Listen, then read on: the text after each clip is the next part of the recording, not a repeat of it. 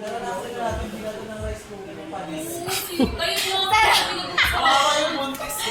Gagawin si Sir Rex, yung amo. Sino ba yung Si Princess ang... Binato na rice cooker ng panis! Panis na kanin! Paano ako mababad trip?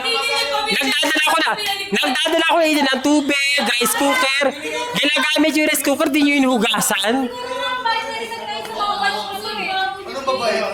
Pinagbabato kami ng mga chalkboard, ng mga pangbasahan, ng mga upuan, ng Alam mo mga yung babat na ayos na mga rice cooker, yung set na yan. Yung laptop niya yung walang keyboard. Kasi naisip niya wala pa tayo minute. Tapos, si Papa, binato niya ng sticker na. Punta na si kami. Bote yung binato niya. Pwede. Sakit talaga yun. Hindi nabasag yung bote. Pwede.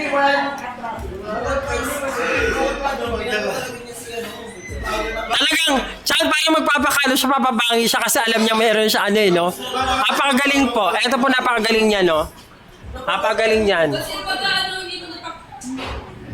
Ano yun yung pinag-isip ba yung gagawin niya? Lahat tayo.